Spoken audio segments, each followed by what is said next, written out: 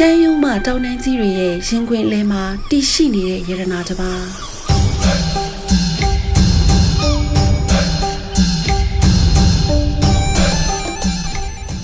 ယူကိုရီကြားက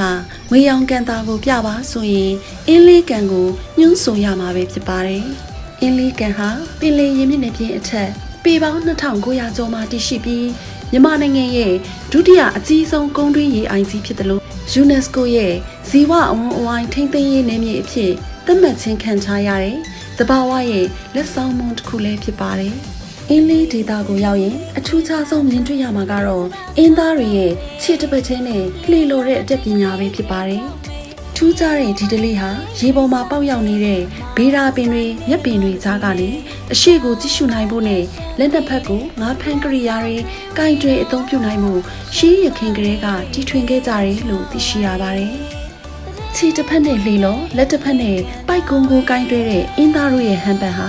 ကမ္ဘာပေါ်မှာဘယ်နေရာမှမရှိတဲ့ကိုယ်ပိုင်အမှတ်အသားတစ်ခုဖြစ်တယ်လို့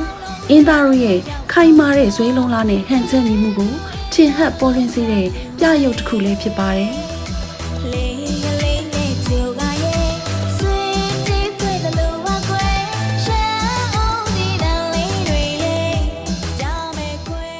အင်းလေးကန်ရဲ့နောက်ထပ်ထူးခြားချက်ကတော့ကျွန်းမျောလို့ခေါ်တဲ့ရေပေါ်စိုက်ခင်းတွေပဲဖြစ်ပါတယ်။မြေလွတ်မြေရိုင်းမရှိတဲ့ရေပြင်ပေါ်မှာလူသားတို့ရဲ့အမခန်းတီထွင်ဖန်တီးမှုအဖြစ်ရေမော်တွေဘီရာတွေနဲ့နှုံးမြေတွေကိုစုစည်းပြီးရေပေါ်မှာစိုက်ခင်းတွေပြုလုပ်ထားတာပဲဖြစ်ပါတယ်။ကံရီပြင်ပေါ်မှာလွင်မျောနေတဲ့ကျွန်းမျောစိုက်ခင်းတွေကထွက်တဲ့လက်လက်ဆက်ဆက်ခင်းကျင်းသီးတွေဟာအင်းလေးဒေသရဲ့စီးပွားရေးအသက်သွေးကြောဖြစ်တယ်လို့ဒီဒေသရဲ့ဟင်းလျာတိုင်းမှာမပါမဖြစ်တဲ့အဓိကပါဝင်ပစ္စည်းတစ်မျိုးလည်းဖြစ်ပါတယ်။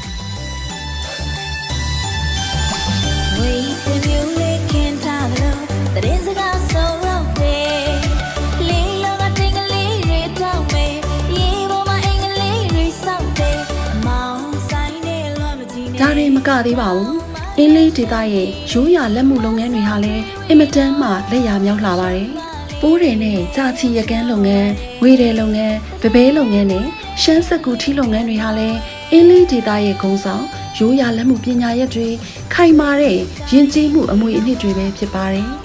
။ကမ္ဘာမှာတခုတည်းသောကြာချီရကန်းလုပ်ငန်းဟာအင်းလေးကန်ရဲ့အသေးနှလုံးတစ်ခုဖြစ်ပြီးကြာရိုးတွေကထွက်တဲ့အမြင့်လေးတွေကိုတပင်ချင်းဆူဆီးလို့စိတ်ရှည်လက်ရှည်ငင်းပြီးရက်လုပ်ထားတဲ့ကြာတင်ငန်းဟာဒီဒေသရဲ့တန့်စင်တဲ့တရားတရားပြရုပ်တစ်ခုလည်းဖြစ်ပါတယ်။လာမယ်ဆိုမြေခေါ်ရင်တော့ရဲ့နော်အင်းလေးရှမ်းကုန်းမြင့်ချက်ကနေရွာကန်တာတဲ့အင်းလေးတောင်လေဒီနဲ့ရွာကန်ရှိတော့ရဲ့နော်အင်းလေး inside in the pew ပါတဲ့အင်း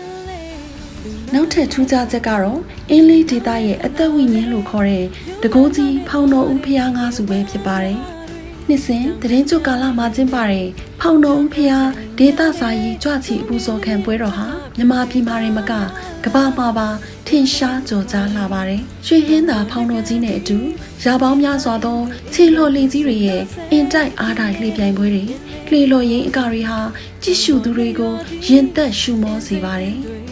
I got a dollar machine. I'm so near calling no doyena inlay. Shango me take on your gun that inlay. Don't let in your gun she doyena inlay. Inside in the pew but inlay.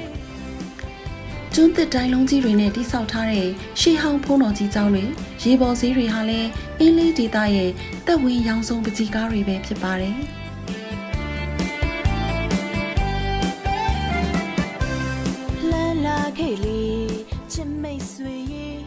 အင်းလေးဒေသရဲ့ရိုးရာအစားအစာတွေကလည်းအင်မတန်မှနာမည်ကြီးလာပါတယ်။အင်းလေးကန်ထွက်ငတိုင်းကိုအသားနှွင်ပြီးဟင်းခန့်အမွှေးကြိုင်တွေနဲ့ထုတ်ပိုးထားတဲ့ငါးပေါင်းနဲ့အင်းလေးဒေသရဲ့အေးတက်ကိုအန်တူနိုင်တဲ့ရှမ်းခောက်ဆွဲပူပူနွေ့နွေ့လေးတွေကလည်းခီးသွားတိုင်းကိုဆွဲဆောင်လျက်ရှိသလိုကျူးမျိုးပေါ်ကထွက်တဲ့ခရမ်းစင်သီးကိုချက်ပြုတ်ပြီးငါထမင်းဖြူတို့နဲ့တမအောင်နေပြီးစီချက်မွမွေးစက်သွန်ဖြူကျော်ဂျူးမြစ်တို့နဲ့တွဲပတ်စားရတဲ့အင်းလေးငါထမင်းတွေဟာဒီဒေသရဲ့တက်တက်မမေ့နိုင်စရာနာမည်ကျော်အစားအစာတစ်ခုလည်းဖြစ်ပါတယ်။အင်းလေးကန်ဟာလူသားတို့ရဲ့တီထွင်ဖန်တီးနိုင်စွမ်း ရိုးရာယဉ်ကျေးမှုကိုမျက်နှိုးတန်ဖိုးထားမှုနဲ့တဘာဝတရားတို့တသားရင်းကြနေတဲ့ကမ္ဘာအံ့ဖွယ်နေရာတစ်ခုဖြစ်ပါတယ်။ကံရည်ပြင်ထက်ကနေတောင်ပြတန်းတွေစီကတက်ခတ်လာတဲ့အေးမြတဲ့လင်းရင်းကိုခန်းစားရင်းရေပြင်ထက်ကထူးခြားတဲ့လူနေမှုစနစ်တွေကိုကိုယ်တိုင်မြင်တွေ့နိုင်ဖို့ရှင်းမှုမပြတ်တဲ့အမှုပညာလက်ရာတွေကိုခန်းစားနိုင်ဖို့နဲ့ရွေးထွေးပြူးငါတဲ့အင်းသားတို့ရဲ့အဲဝတ်ကျေပွန်မှုနဲ့ဒေတာအစားအစာတွေကိုညီဆက်နိုင်ဖို့အင်းလေးဒေတာကိုတစ်ခါတစ်ခေါက်လာရောက်လဲပတ်ဖို့ဖိတ်ခေါ်လိုက်ရပါတယ်ရှင်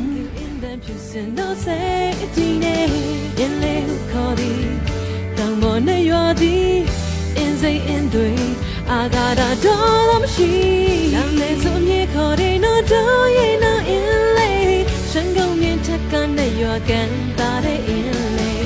Dam le di na yo kan shi do ye no in